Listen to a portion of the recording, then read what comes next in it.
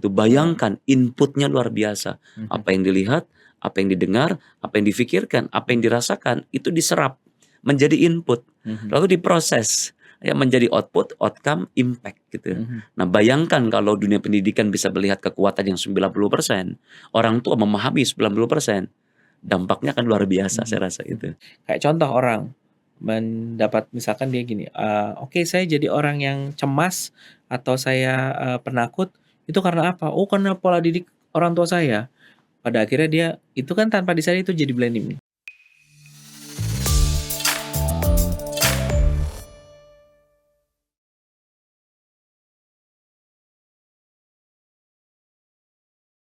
Assalamualaikum warahmatullahi wabarakatuh. Waalaikumsalam. Mas Aji gimana kabar? Alhamdulillah baik. Coach Zaki gimana kabarnya? Alhamdulillah Alhamdulillah. sehat, Wih, ya. ini kelihatan hari ini seger banget nih Coach Zaki Oh, nih. karena ketemu Mas Aji. Masya Allah.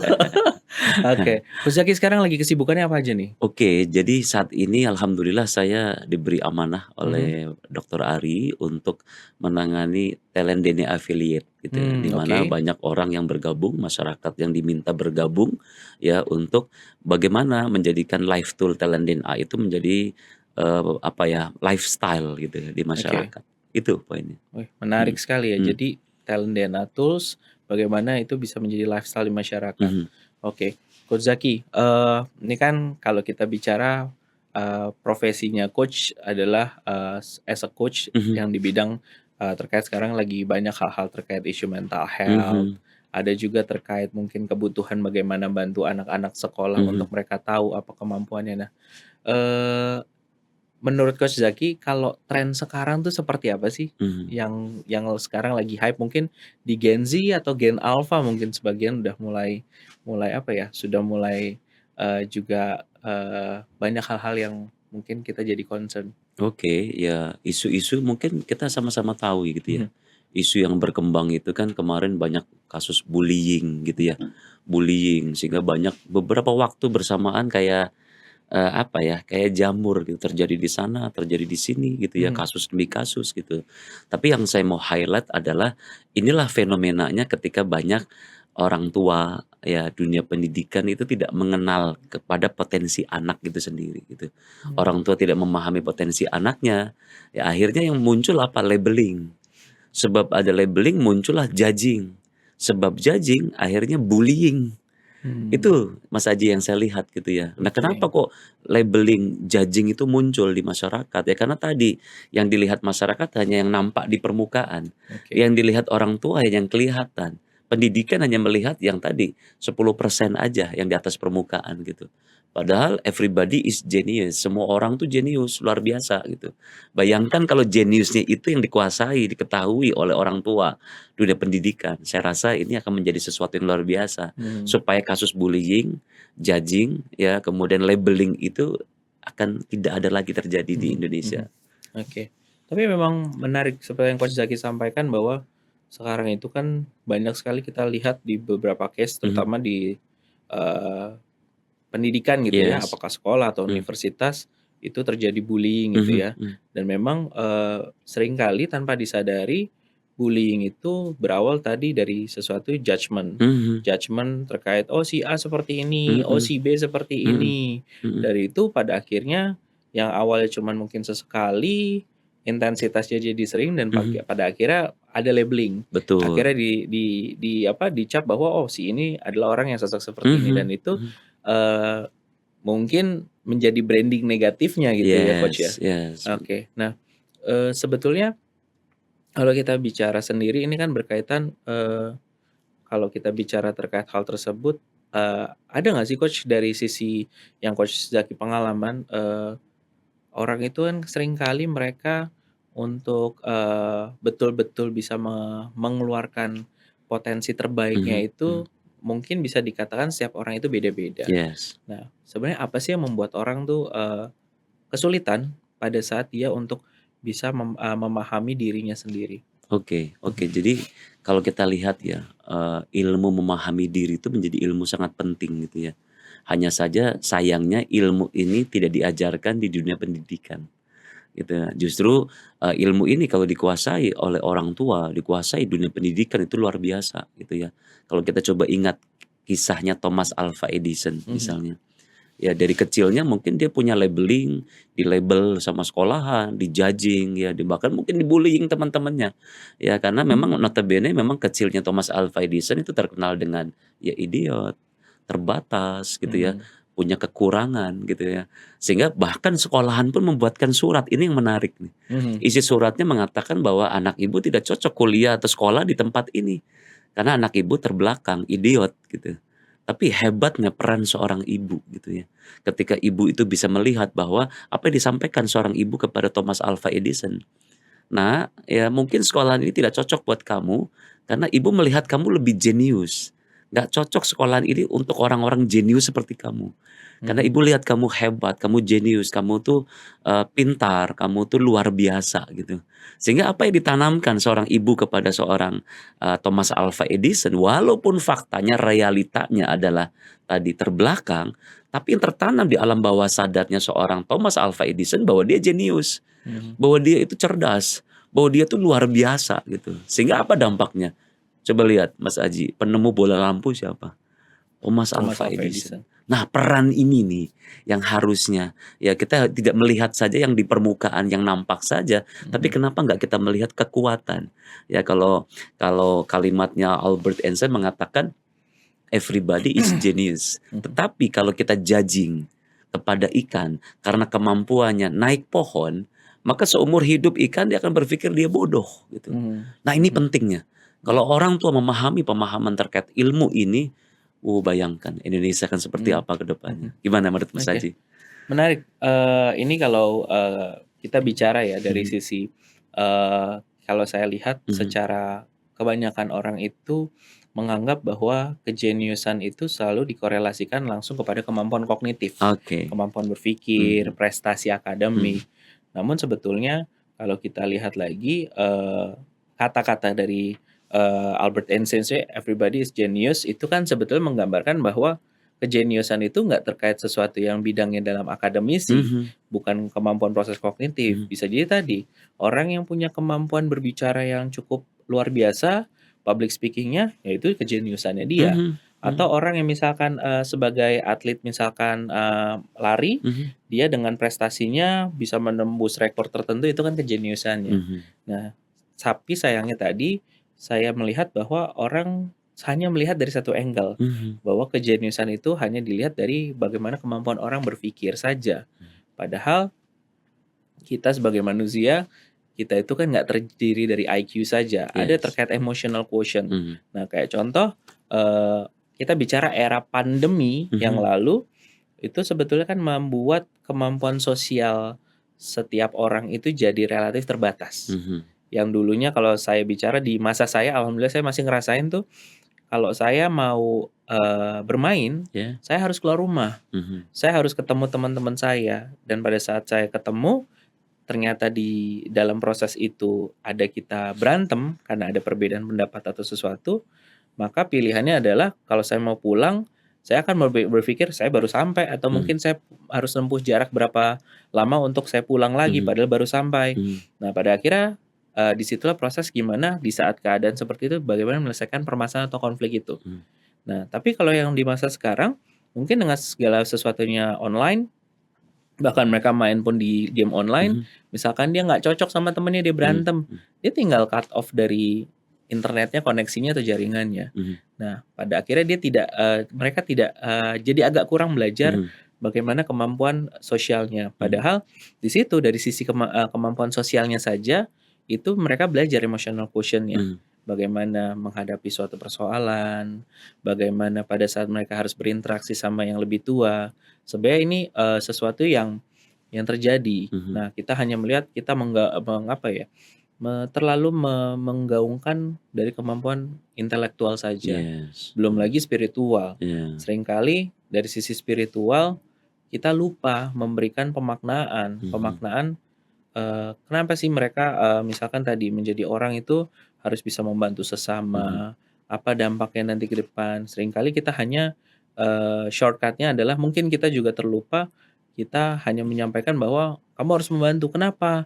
Pada saat pertanyaan itu muncul dari anak, atau mungkin dari saudara kita yang lebih muda, kita penjelasannya ya itu yang diajarkan oleh agama, hanya Hmm, sebatas itu. hmm, Jadi tidak jelas kenapa yang secara clear-nya hmm, dari hmm, sisi agama yang sebenarnya konteksnya akhirnya ada pertanyaan berlanjut pasti dari mereka hmm, yang mungkin nggak dilontaran. Oke, itu dari sisi agama, terus so what hmm, gitu. Nah, hmm, so what-nya itu yang belum terjawab, yang hmm, sebenarnya harusnya kita jawab bahwa ya tadi, bahwa ada pemaknaan dari setiap apa dasar yang ya pastinya di agama manapun pasti di situ ada makna yang terkandung di hmm. dalamnya.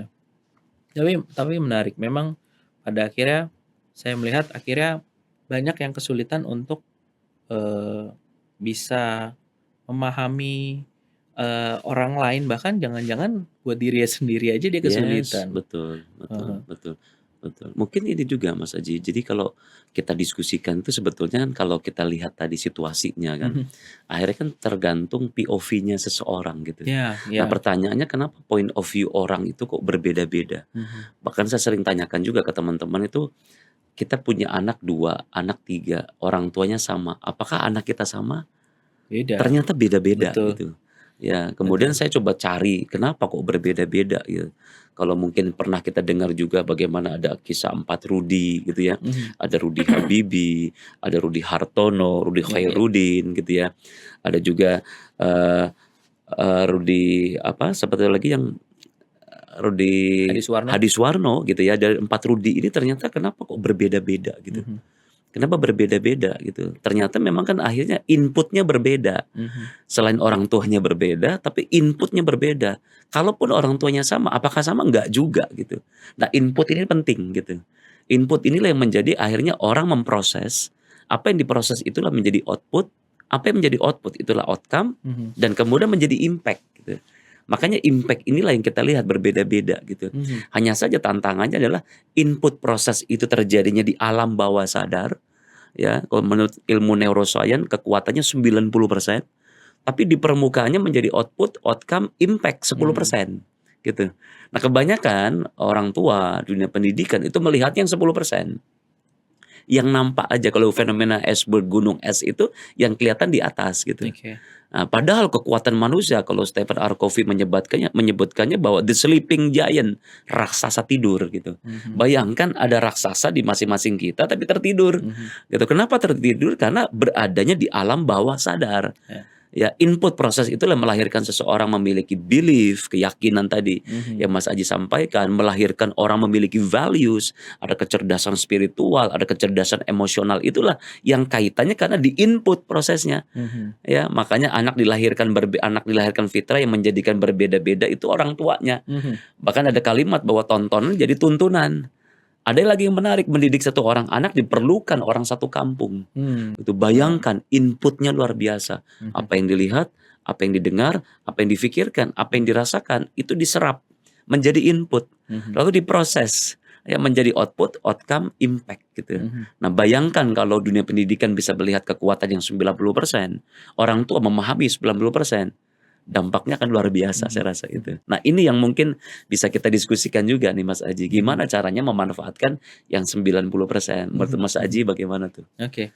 Nah, kalau kita bicara bagaimana memanfaatkan 90% talent itu sebenarnya gini, tadi, kita mengacu dari yang tadi Coach Zaki sampaikan bahwa anaknya diasuh oleh orang tua yang sama, Mhm, gitu ya. Tapi kenapa mereka punya perbedaan mhm, dari, cara mungkin berbicaranya, mhm, cara mhm, berinteraksinya.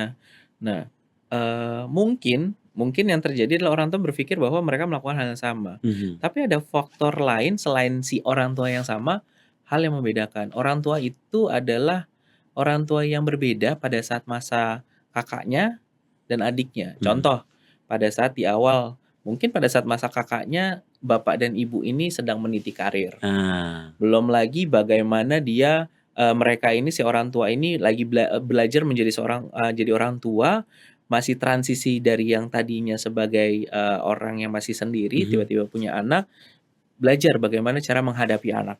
mhm.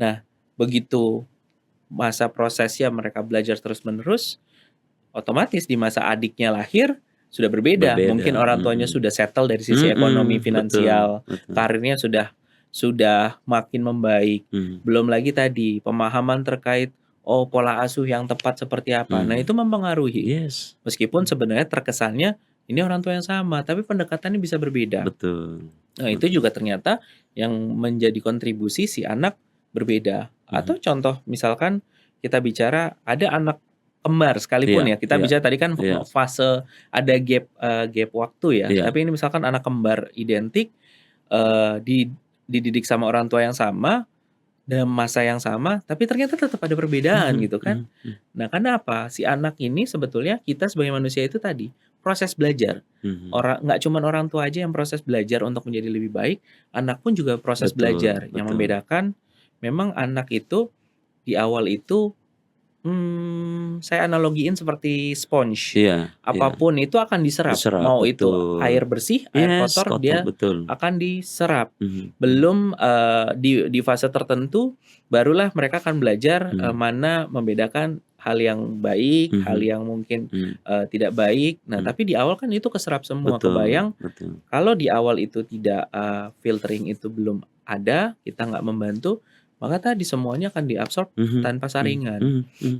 Nah, kalau kita bicara tadi Coach Zaki sampaikan, bagaimana kita mau optimal 90%, kadang dari awal saja banyak orang yang, tadi guidance itu sebenarnya gini, sebetulnya kita bisa dapatkannya dari mana? Dari significant, figure Mhm. atau person kita. Iya iya. Siapa? Kalau misalnya untuk anak, ya pasti orang tuanya. Yes. Nah, berarti kan orang tuanya perlu memahami sebenarnya anak saya yang A seperti apa, si B seperti apa, Mhm mhm untuk membantu anak ini akhirnya memahami dirinya juga. mhm. Tapi pertanyaan bagaimana kalau sampai orang tuanya sendiri saja, dia Kak, nggak memahami nah itu dirinya, dia tantangan tuh. nggak memahami Iya iya dirinya, iya. celakanya lagi nggak memahami Mhm pasangannya, nah konflik terjadi, sama dirinya aja dia belum beres, sama pasangannya, sama istrinya atau suaminya pun dia juga nggak betul-betul mengenal, akhirnya ribut, iya. dan pada akhirnya ya anaknya juga.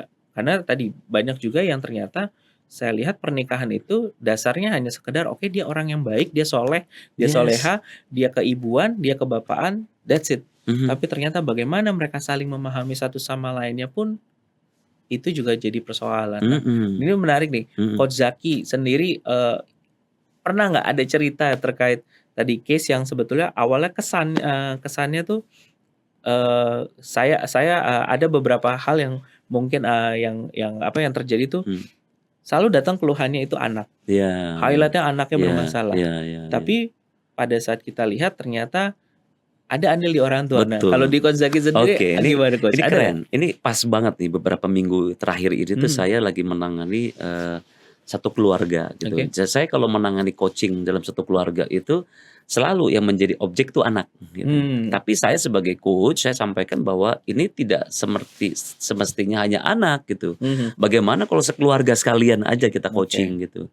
Nah, apa yang berlaku, jadi ceritanya tuh beliau punya anak pertama, itu kalau lihat talent-nya itu anaknya kompetitif nomor satu. Oke. Kebayang kan situasinya. Betul tadi Mas disampaikan karena kenapa kompetitif itu menjadi pola perilaku anak pertama, gitu. Anak keduanya lebih manja, ya, Oke. lebih kalem, lebih affectionate, memberi dukungan moral kepada orang, lebih Mhm, caring.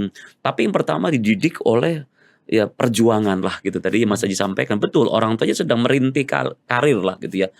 Mereka membangun perusahaan, suami mhm. istri itu punya perusahaan, lalu lahir anak ini yang sudah ditunggu 4 tahun. Wow, Nggak datang-datang, begitu datang kira-kira gimana? Terbayang kan? yes. Dijagain, Mhm. dipastikan supaya terbaik dan Ah hah, sebagainya. Tapi yang berlaku ada satu pola pola asuh gitu kalau yang mhm, saya lihat dalam proses coaching itu, ya khususnya dari ibunya mengatakan bahwa ya kalau kamu pengen mencapai sesuatu, ya kamu harus 100 nilainya. Gitu. oke. Sehingga satu satu kejadian itu ketika ada satu ujian nilainya di bawah 100 ya di depan gurunya si anak ini langsung dibuang tuh hasil ujiannya, karena nilainya di bawah 100 gitu. Astagfirullah. Sampai gurunya bingung, "Loh kenapa kok kayak gini?" Gitu ya. Sampai akhirnya orang tuanya dipanggil, nah saat dipanggil lah itu orang orang tua baru menyampaikan ke gurunya baru paham. Mhm, Ya kata orang tuanya, "Salah saya nih Bu," gitu, kata ke ibu gurunya itu. "Kenapa?" "Karena saya men-challenge anak saya," gitu ya, "kalau kamu pengen dapat sepeda, mhm. maka nilai kamu harus 100." Mhm. Makanya kenapa dibuang itu, Bu, nilai Hmm. 80-an sekian tuh dibuang gitu.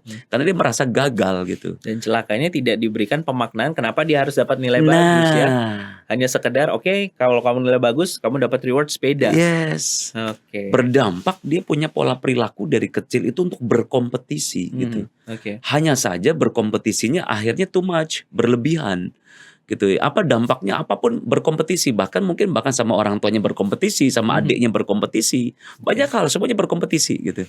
Gitu di lain sisi positifnya ya akhirnya dia menjadi orang yang luar biasa, tapi di lain sisi ini blind spot-nya si anak nih, si kompetitif ini gitu, kompetisi ini. Bahkan orang tuanya menyampaikan anak saya yang pertama ini terlalu ya tadi kalau ngomong apa adanya, ya kalau menyampaikan sesuatu kadang juga, di hati ibunya khususnya tuh agak aduh gimana lah gitu ya. Nah tapi berbeda dengan anak kedua. Anak kedua lahir ketika orang tuanya sudah settle. Mau mandi kasarnya sudah disiapin, ganti baju-bajunya sudah disiapin, mau sekolah ada yang nganter. Berbeda sama kakaknya yang harus pakai angkot lah, pakai kendaraan sendiri lah dan sebagainya gitu. Artinya ini situasinya tadi betul. Input, proses, output, outcome, impact ini tidak lepas dari peran orang tua nih. Ini pentingnya bagaimana orang tua itu ya tadi memahami ilmu talent DNA gitu Mas Aji. Kalau saya lihat bahwa ketika proses coaching itu selesai barulah mereka keluarga menjadi paham. Oh iya ya coach ya. Jadi kenapa anak saya pertama tuh kayak gini, anak saya kedua gini, yes. Lalu suami istri di depan saya sharing berdua. Oh itu ayah, kenapa dulu ayah gini, kenapa bunda gini. Ya yes, inilah hasilnya. Gitu, real, clear dan nampak jelas di pola perilaku anak gitu. Menarik tuh Mas Haji. Iya ya. Memang memang tadi mungkin serupa ya sama Coach Zaki bahwa memang peran lingkungan termasuk salah satu lingkungan terdekat pasti keluarga Iya. itu akan berpengaruh. Seringkali orang tua fokus utama melihat anak itu bermasalah, dia akan menganggap masalah utama di sana. Jadi Yes. menurut saya root cause-nya itu jadi bias ke sana. Nah, Padahal sebetulnya persoalan itu tanpa disadari bagaimana cara mereka mengasuh, mendidik, atau mungkin taruhlah dalam proses tersebut karena mereka masih meniti karir, mungkin anak dititipkan ke asisten rumah tangga atau nah, ke orang tuanya. ya. Otomatis kan ada perbedaan sudut pandang itu sangat dimungkinkan. Nah, dan juga kalau kita lihat sebetulnya yang menarik adalah sekarang nih saya beberapa kali melihat nih ada teman-teman saya yang masih ya seumuran saya lah ya yang masih anak-anaknya juga kecil sudah mulai labeling bahwa oke anak pertama nih kayak gini modelnya sama, anak kedua nih modelnya yang tadi yang spoiled, kesannya manja, susah diatur mau-maunya, pertama lebih manis atau lebih penurut. Jadi kayak hal ini tuh jadi apa ya, pada akhirnya jadi labeling dan Yes. akhirnya mindset orang tua tanpa disadari menyeragamkan bahwa, "Oh anak pertama seperti ini, anak kedua seperti ini." Padahal bisa jadi tadi kan itu sesuatu yang tanpa disadari orang tua sendiri yang membentuk. Yang sebenarnya, upaya untuk merubahnya itu bisa bisa sangat-sangat dimungkinkan. Nah, lalu ini Coach Zaki, di satu sisi lagi tadi kalau kita bicara, banyak juga nih Coach, kayak orang-orang yang, contohnya ya tadi misalkan mereka, menyampaikan bahwa permasalahan di kita bicara ya, mereka menyampaikan, "Oke saya nggak pede karena dulu saya pernah dimarahin sama guru pada saat saya bicara di depan kelas karena saya ada yang salah disampaikan. Terus pernah juga momennya saya pernah pada saat lagi bicara di depan kelas diketawain sama teman-teman. Akhirnya dia berdampak untuk bicara di depan kelas atau di depan, audiens, itu dia seringkali, nervous. Yes, Bahkan yes. sampai, ada serangan panik. Nah, saya pernah ada case seperti itu karena sebenarnya dari awal itu tadi orang, ternyata salah satu, andil ya selain, kalau kita bicara itu kan traumatic event ya. Nah, Betul, tetapi satu betul. sisi dia juga me-labeling dirinya. Dia Nah, menganggap, "Oke saya memang nggak mampu bicara nih.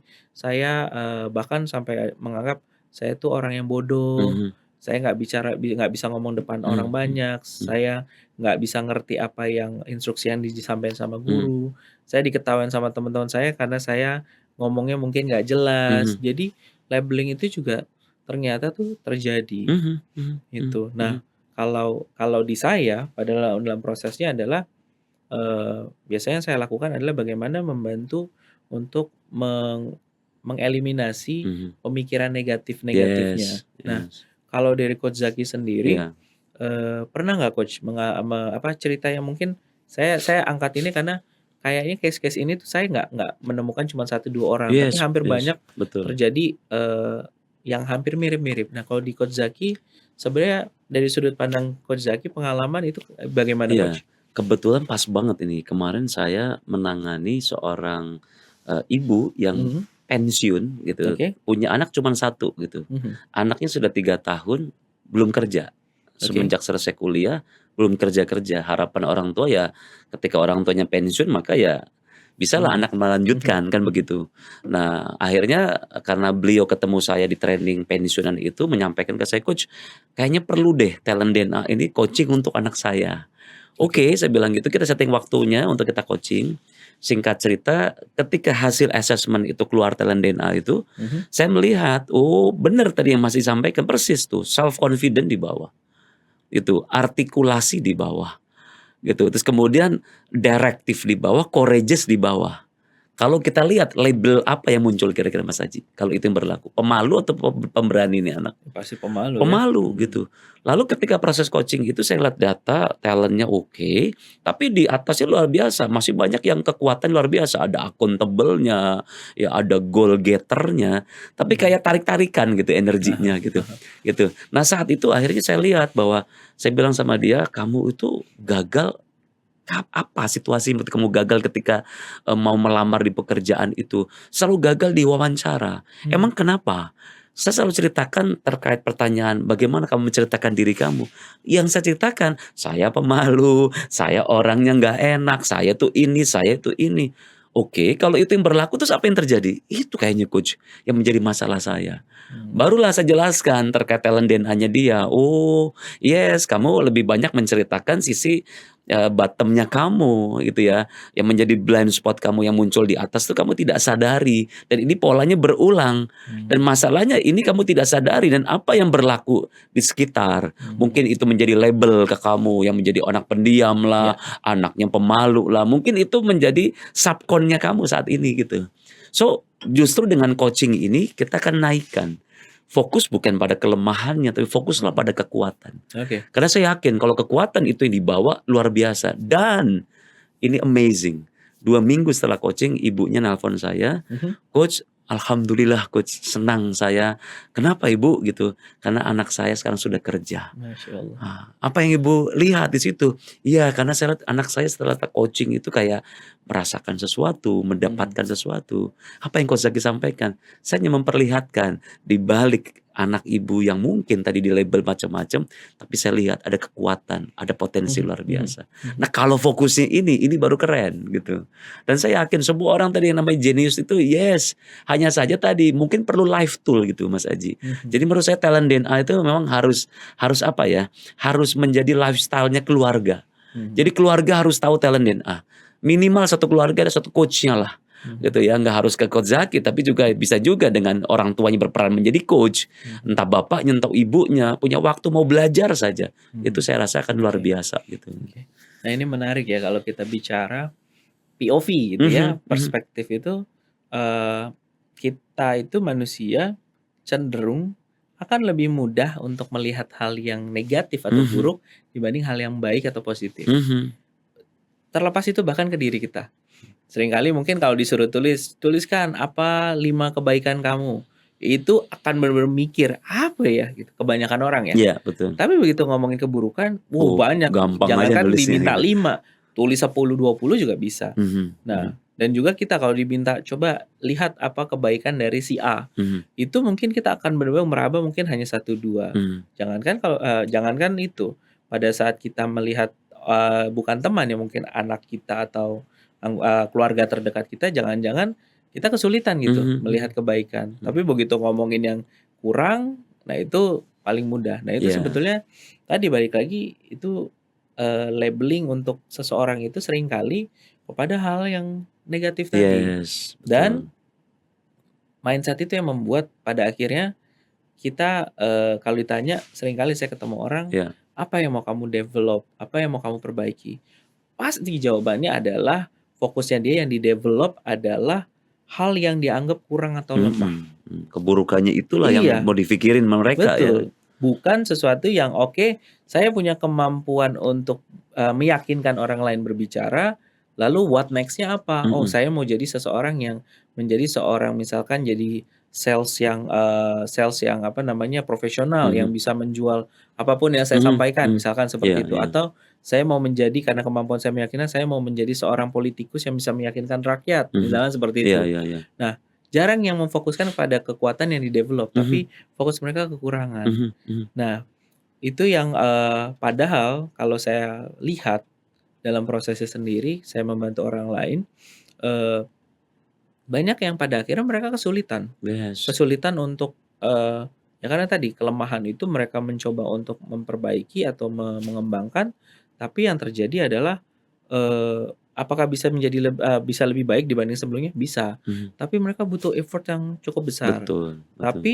kalau bagaimana ke orang-orang yang tadi, mereka tahu apa kekuatannya dan mereka, "Oke, saya fokus kekuatan saya deh, saya mau Iya, develop." iya. Itu relatif jauh lebih singkat Yes, yes. angle-nya tuh yang Betul, mereka betul, bisa apa, betul. bisa bisa raih gitu ya Mhm, mhm, target-targetnya. mhm. Nah itu yang, apa ya, ya itulah menariknya sekarang tuh terjadi banyak hal seperti itu sih Coach, Betul, betul, betul. gitu. Saya ada satu cerita tuh Mas Aji. Jadi Mhm, ada seorang anak ya, dilabel sama orang tuanya itu pokoknya nilainya tuh bahkan mau naik SMA aja nilainya ujian pas latihan ujian aja 30. Di mmm, bawah 50, oke, pokoknya orang tua itu sudah stres, panik gitu ya. Gimana nih cara saya bisa membantu anak saya gitu. Dan di-label anak ini tuh kecanduan game oh oke, gitu ya, kecanduan game gitu. Kemudian akhirnya karena kecanduan game itu dia sudah pergi ke mana-mana macam-macam lah gitu ya, dan tidak menemukan jawaban karena orang tuanya kenal sama saya. Lalu coba katanya, "Coach, kenapa nggak kita ikhtiar deh dengan cara coaching talent DNA?" "Boleh," saya bilang gitu, "yuk kita coaching," gitu. Anaknya sudah assessment, coaching. Nah, ini ada hal yang menarik, begitu keluar reportnya, goal getter nomor satu. Kira-kira tanggapan ibunya gimana? Wah, mana mungkin anak saya goal getter nomor satu, nilainya aja pas-pasan gitu. mhm, Gitu ya. Saya bilang sama ibunya, "Bu, tapi ketika mengisi Ibu dampingin anak Ibu ketika isi." Saya dampingin. "Kira-kira ketika assessment oke nggak?" "Oke." "Kalau oke, ya kita lihat dulu aja boleh nggak Bu?" Saya bilang gitu. mhm. Akhirnya singkat cerita proses coaching berlaku gitu. Saya baru paham goal getter-nya itu tidak dipakai di pendidikan, tapi goal getter-nya dipakai untuk game. Apa yang dia mau, Apa yang dia mau? apa yang dia Pertanyaannya minati. kenapa dia kok game? Nah ini root cause-nya di sini sebetulnya. Jadi ternyata selain goal getter nomor satu, nomor 2-nya adalah signifikan. Ya, Mmm, targetnya dia ingin mencapai sesuatu, tapi signifikannya ini terlalu kuat banget dorongan signifikannya.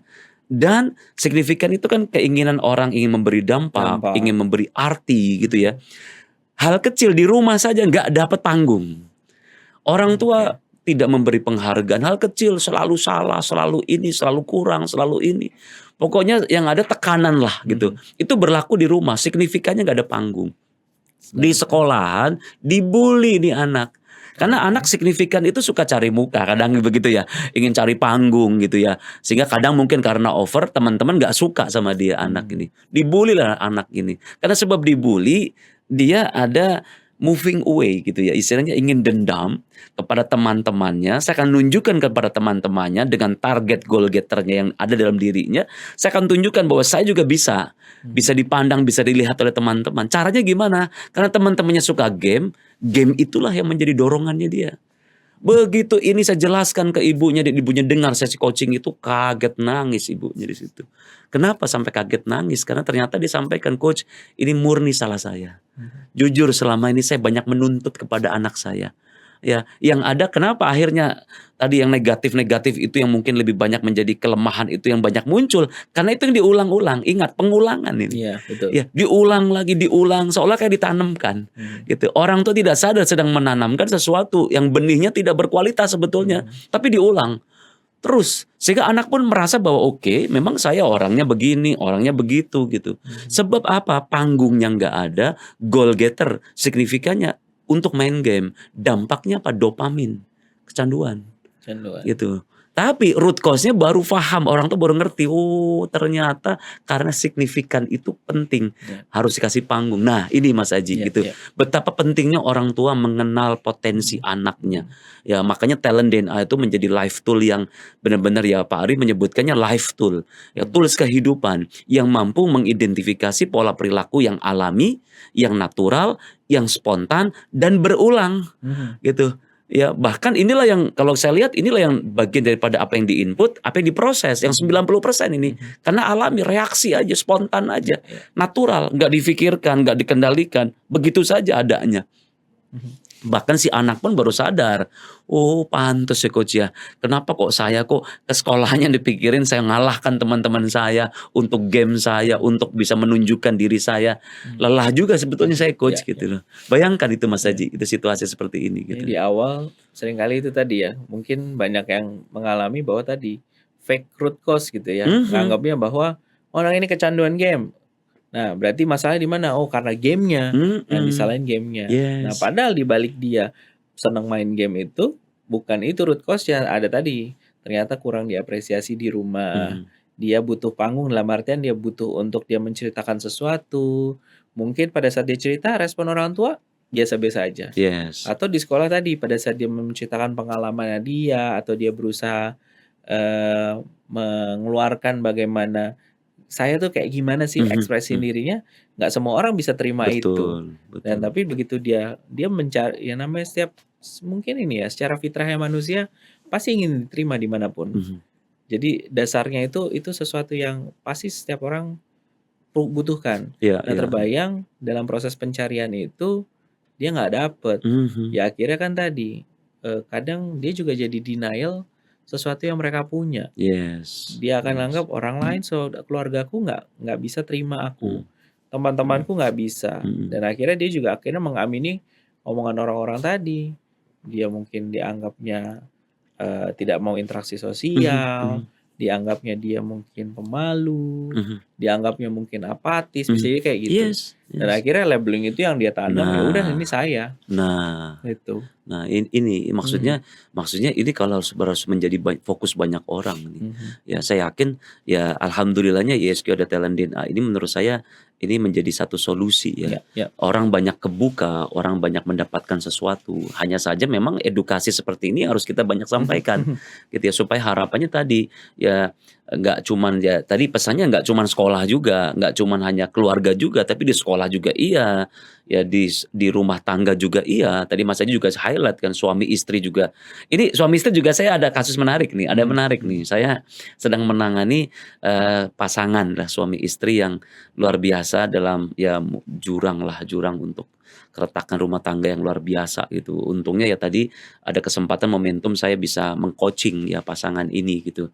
Yang luar biasanya memang ya tadi, sang istri ini memang dilahirkan, dengan situasi oh ya jangan lupa nih Mas Aji, penting juga nih, orang tua mendidik anak, kesannya kan apa yang dilihat oleh anak-anak itulah cerminan orang tua. Mhm, Jangan kaget orang tua itu juga melihat orang tuanya. betul. Nah ini cerita yang tadi keluarga ini ternyata si ibu ini tuh punya orang tua yang orang tuanya terlalu ya tadi hati-hati, Mhm, orang tuanya terlalu mengekang gitu ya. Sehingga akhirnya yang berlaku tadi dengan permasalahan di masa lalunya tuh si seorang ibu ini terlalu banyak tekanan lah gitu. mhm. Nah sebab banyak tekanan yang datang kepada seorang ibu itu membuat satu pola, satu pattern kepada beliau, kepada suaminya. Apa polanya? Saya lihat dari talent dulu, pertama dia ada talent kolektor, suka mengumpul-ngumpulkan. Gitu. Yang kedua ada kontekstual, itu suka melihat pengalaman hari ini dengan masa lalunya. Mmm, Ya kalau dalam bahasanya suami ngomong ke saya nih, istri saya tuh ahli sejarah. Kebayang Mas Haji, ahli iya, iya, sejarah iya. itu yang ngungkit-ngungkit masa lalu gitu. Satu kejadian saja itu diungkit semuanya. Dan kata suaminya, "Bosen saya Coach, diulang lagi diulang lagi diulang lagi."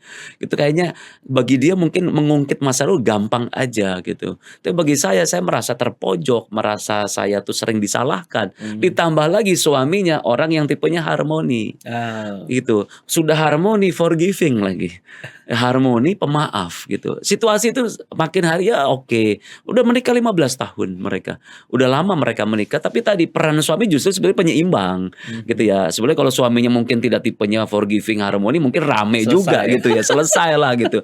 Tapi dijagain ini, suaminya luar biasa. Tapi ada fase juga 15 tahun menikah ini nggak gampang juga. Ini mulai meledak nih. Suami mulai ya artinya keluarlah di sini gitu. Akhirnya saya coba coaching gitu ya. Saya tunjukkan gitu. Istri baru sadar, ya Allah coach ternyata kenapa kok saya kayak gini tuh ternyata ada di perilaku saya. Jadi kita hari ini tuh cerminan pola perilaku kita di masa lalu, apa yang di-input proses itu terekam di talent DNA gitu Mas Aji. Begitu saya tunjukkan itu kaget dia, oh pantesan. Saya tanya dari mana ibu kok muncul seperti ini? Dia ceritakan orang tuanya, ibunya khususnya. Nah inilah sumbernya. Jadi artinya mewarisi sesuatu yang diwarisi tidak menyadari, yang mewarisi pun mungkin tidak menyadari, gitu ya. Akhirnya terbentuk aja pola perilaku yang alami, yang natural, yang spontan. Makanya munculnya reaksi. Nah masalah keluarga itu bukan karena masalah apapun, karena reaktif aja, saling reaksi. Satu tidak mengenal satu sama lain, tidak memahami pola perilaku dirinya. Boro-boro orang lain diri aja nggak kenal. Kenapa kok saya ahli sejarah gitu istilahnya. Begitu saya jelaskan, saya coaching prosesnya, sang istri baru sadar, oh pantes ya. Kenapa saya ngungkit-ngungkit, tapi juga dia baru paham ternyata pengaruh ibunya tuh kuat banget kepada beliau. Dan sang suami lebih menarik lagi, dididik oleh seorang ibu yang lebih kalem. Yang ibunya, ya mungkin juga ibunya beliau itu dapat tekanan dari suaminya sehingga lebih banyak forgiving, memaafkan, orangnya harmoni. Terwariskan kepada bapak atau suaminya ini. Coba lihat Mas Aji, sama-sama nggak kenal, lalu mereka menikah, ketika ada pemicu yang luar biasa yang muncul di mereka, apa yang berlaku coba?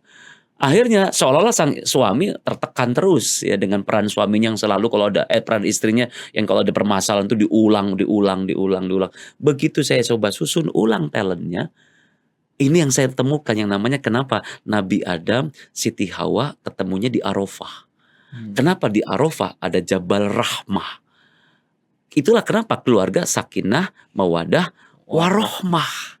Jadi kalau mau Arafah, mau warohmah, mau sakinah, ya maka kuncinya Arafah. Apa tuh Arafah? Kenal. Kalau tidak saling mengenal, ini tantangan terbesarnya yang muncul. Nah inilah yang saya sampaikan kepada mereka. Intinya saya lakukan apa? Kenalkan kembali siapa saya, di mana saya, dan mau kemana saya. Dan apa yang sudah Allah berikan kepada kita. Apa yang sudah diinput kepada kita. Apa yang menjadi impact hari ini, coba lihat. Ya, kita tidak datang dengan begitu saja, tapi Allah mengajar manusia dengan perantaran kalam, mengajar apa yang manusia tidak ketahui. Kenapa manusia tidak tahu? Tersembunyi di alam bawah sadar. Makanya munculnya reaktif aja. Gitu. Nah, justru kita diminta iqra, membaca, memikirkan, merenungkan. Coaching itulah sarana untuk iqra. Supaya mereka menemukan bahwa pada dasarnya di balik perbedaan itu justru sebetulnya saling menguatkan satu sama lain. Masya Allah. Luar biasa itu. Luar biasa benar. Bahwa sebetulnya memahami pasangan atau memahami tadi anak atau orang tua itu jadi salah satu hal yang krusial. Yes. Yang seringkali orang menganggap ya udah kita melihat itu jangan-jangan hanya keluarannya saja, tapi dalamnya itu kita nggak betul-betul memahami kenapa istri saya seperti ini, kenapa suami saya seperti ini, kenapa anak saya seperti ini. Nah itu yang memang itu menarik. Dan kalau kita kaitkan sekarang ini kan terkait awareness terkait kesehatan mental, itu tuh jauh lebih baik dibanding tahun-tahun sebelumnya. Ini kita bicara terutama di Indonesia ya. Terus orang selalu bertanya bahwa kenapa sih kok sekarang orang-orang isu mental tuh selalu tinggi jadinya, terutama Gen Z yang disorot. Padahal sebetulnya ya itu wajar, karena kebayang nggak sih kalau mungkin di masa yang lalu tadi orang tua yang tadi yang kliennya Coach Zaki itu dia nggak paham betul nih kenapa dia seperti ini. Ya udah dia jalanin hari demi hari tanpa dia punya wawasan atau pengetahuan terkait dunia psikologi atau kesehatan mental. Tapi kan sekarang itu mudah dipapar. Pada akhirnya orang tahu, oh saya kayak gini. Ini berarti ada kejadian traumatic eventnya. Saya seperti ini. Saya ada kecemasan karena di masa lalu seperti apa. Nah pada akhirnya karena awareness itu otomatis orang jadi tahu pada saat dia bermasalah. Bukan berarti yang lalu nggak punya masalah, pasti ada. Cuman mereka lebih memilih mengabaikan. Mengabaikan karena apa ya? Tadi mungkin pemahaman wawasannya belum dalam atau apa namanya, seluas, ya generasi sekarang lah. Iya Nah, iya. namun yang menarik adalah, kalau di sekarang saya lihat masih trennya itu sebatas untuk profiling atau screening. Oh, Mhm. saya stres, Mhm. oh saya Iya iya mengalami iya iya. Iya iya kecemasan, iya. oh saya kayak gini karena waktu dulu saya pernah ada terjadi misalkan dimarahin papa saya, misalkan seperti Mhm. itu. Tapi belum semuanya itu masuk ke dalam, kita bicara apa, untuk perbaikan. Iya Nah, iya. padahal kalau dari, keilmuan saya, dari psikologi, bahwa, yang utama adalah bagaimana kita memberikan, eee, untuk perbaikan, Mhm mhm. untuk bagaimana menyelesaikan masalah-masalah tersebut. Mhm mhm. Karena seringkali itu gantungnya apa? Oke, misalkan saya depresi, so what? Mhm Then mhm what? mhm Hanya berhenti, oke saya mhm depresi atau oke dia depresi. mhm.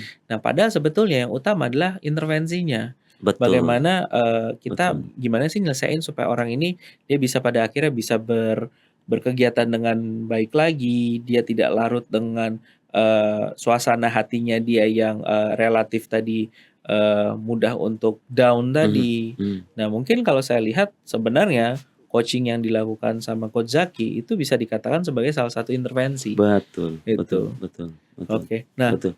itu yang, apa ya, menarik gitu ya. Iya Jadi iya iya. sebenarnya coaching itu saya lihat kalau dari diskusi ini, Iya kita kan perspektifnya coaching itu cuma 2 biasa yang tren. iya. Pertama nge-coach untuk bagaimana kayak pelatih-pelatih Mhm olahraga, mhm. atau yang kedua coach itu lebih kepada kalau di organisasi atau perusahaan terkait performa. Iya Tapi betul. ternyata kalau dari Coach Zaki sendiri, eee, mulai ini ya, bahwa coaching itu juga bisa untuk ke permasalahan-permasalahan Iya psikologis iya ya? iya iya.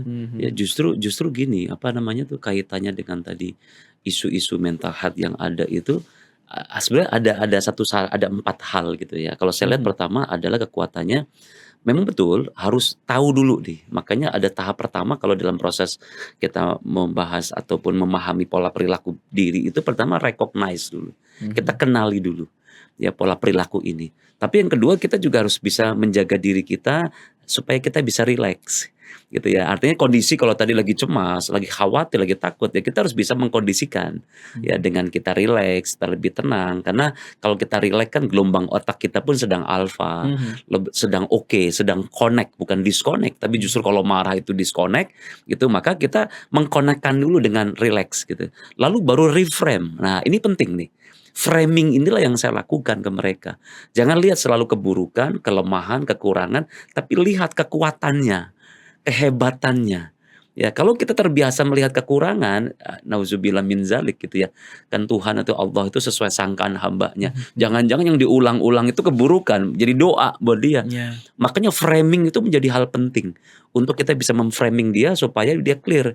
Kalau sudah bisa framing, melihat sisi angle dari positifnya, dari kekuatan talentnya yang luar biasa tadi, baru respon gitu loh. Dengan merespon inilah kekuatannya sebetulnya. Kuncinya dengan respon berarti kan diibaratkan respon itu kan diibaratkan kita berjalan di tengah ada hujan, kita pakai payung. Pertanyaannya apakah payung menghentikan hujan? Enggak. Apakah payung kemudian berpengaruh membuat akhirnya hujannya jadi berhenti? Enggak juga. Tapi hebatnya dengan payung itu kita bisa selamat. Kita Mhm. melindungi, dilindungi dengan payung. Itulah respon. Jadi yang penting saat ini kita lindungi diri kita. Kita kenal kekuatan yang sudah Tuhan berikan kepada kita. Mhm. Saya yakin kuncinya kalau semua orang mengenal diri, potensi diri, kekuatan diri, kenal diri, kenal pasangan, kenal keluarga, kenal atasan, kenal bawahan, kenal siapapun di sekitar kita. Maka itulah kenapa Tuhan menciptakan kita berbeda-beda. Supaya apa? Saling menguatkan. Mhm. Ada cembung, ada cekung. Saling menguatkan. Saya Mhm. rasa itu kuncinya Mas Aji. Iya iya. Jadi kekuatan inilah pertama harus kenal dulu Mhm. diri, lingkungannya, ya karena kenal diri bisa membawa diri dan tahu diri dan lebih mudah kita mau kemanapun kita Mhm. mau berkarir lah, mau berkeluarga lah, atau apapun profesinya. Mhm. Setuju setuju. Dan, tadi ya Coach Zaki bahwa seringkali orang, pada akhirnya itu memang betul harus mengenal diri, cuman tadi nggak bisa cuman berhenti hanya sebatas memprofile atau screening. Karena tadi, kayak contoh orang mendapat misalkan dia gini, "Oke saya jadi orang yang cemas atau saya, penakut, itu karena apa? Oh karena pola didik orang tua saya." pada akhirnya dia itu kan tanpa disadari itu jadi blaming. Mhm mhm mhm. Blaming ke orang atau Mhm. blaming ke Mhm. situasi itu, dan akhirnya untuk dia move on, dalam artian move on ini dia berusaha untuk bergerak di posisi itu, seringkali itu yang bikin mereka nyangkut. Karena Mhm. mereka masih ada, eee, sosok atau kejadian yang Iya, disalahkan. betul Di betul blaming itu betul tadi, yang betul. seringkali karena tadi nyangkutnya adalah kepada permasalahan tadi, belum sampai bagaimana untuk membenahinya, ya tadi membuat orang tuh jadi blaming itu jadi victim mentality. Itu yang Nah. banyak terjadi, mereka stuck di situ. Mhm. Padahal tujuan utama kan kita kesehatan mental, bukan untuk Betul. awareness mental aja. Nah, itu Yes yang terjadi, yes. dan apa, dalam prosesnya sendiri, saya selalu bilang, "Oke, momen itu adalah momen di saat kamu mungkin belum berdaya. Saat itu kamu masih kecil, kamu belum bisa memilih, kamu belum punya cukup power untuk bisa menyampaikan pendapatmu atau untuk apa namanya, untuk memilih apa yang kamu mau, tapi saat ini kamu sudah menjadi sosok yang sudah lebih besar." Mhm. Misalkan karena dia sudah dewasa itu case dia masa kecil, maka di sinilah kamu sebenarnya bisa memutuskan kamu mau Mhm. menjadi seperti apa, Mhm mhm mhm itu. mhm. Luka itu, masalah itu tetap akan ada, Yes. namun pilihanmu adalah akan sampai kapan membawa itu terus-menerus dan akhirnya itu apa ya tadi, mengganggu yang sebetulnya tadi dia punya Iya. kekuatan, Mhm. dia punya potensi, Ketutup gitu ya. ketutup. Nah, itu Nah. itu yang sering kali saya Iya sampaikan. iya Ya iya. itu karena, eee, untuk apa ya, kadang mereka butuh enlightenment, Mhm. butuh pencerahan Pencerahan gitu ya. ya. Mereka butuh untuk pencerahan, dan pada akhirnya biasanya, ya kembali lagi, saya yakin dalam prosesnya sendiri, even itu coach atau psikolog, peran utama kita membantu seseorang itu bukan memberikan solusi sebetulnya, Mhm tapi mhm. insight, Menemukan dari menemukan dalam. dirinya, insight-nya Keren seperti keren apa. keren keren. Nah itu Masya Allah Yes ya. yes yes yes. Oke, saya rasa nanti kita bisa bersama-sama lah Iya kita iya. simpulkan bahwa ya tadi kesimpulannya apa sih yang kita bahas ini, Mhm bahwa tadi ilmu mengenal diri itu mhm. menjadi ilmu tertinggi lah. Makanya saya ada satu buku juga saya tuliskan di buku saya tuliskan bahwa pada dasarnya mengenal diri itu mengenal Tuhan yang menciptakan kita. Mhm Tapi kalau kita tidak mengenal diri, lalu gimana kita mengenal Allah menciptakan kita mhm gitu. Makanya pengenalan itu menjadi penting, dan adanya talent DNA itu menjadi satu sarana life tool yang bisa membantu untuk mengenal lebih dalam, mhm. supaya bisa mengubah reaksi menjadi respon, menjadi kesadaran, menjadi kekuatan.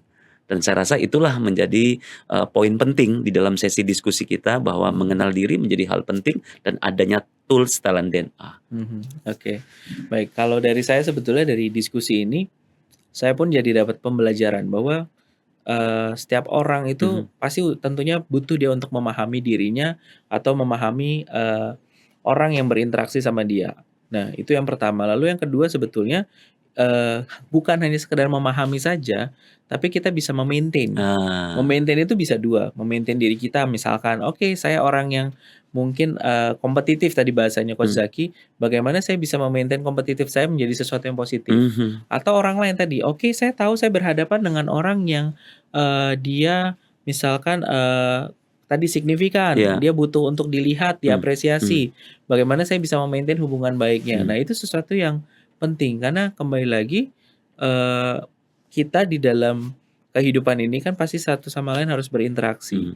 dan pastinya dalam proses tersebut bagaimana kita memahami diri kita, orang lain, dan nantinya bagaimana kita diri kita, memaintain hubungan itu menjadi salah satu, eee, kunci Mhm. kunci untuk apakah itu kita sebagai, pribadi atau mungkin bagaimana kita bisa, fit di dalam lingkungan Mmm. sosial kita. Waduh, keren keren ya. Saya Ya rasa itu. itu kali ya yang bisa kita Mhm bahas di sesi kita kali mhm. ini. Nanti ketemu lagi di sesi berikutnya. Oke, Thank you Mas thank Aji you ya. thank you Makasih, Coach Zaki, sukses Mas Aji. sehat-sehat. Ya, makasih.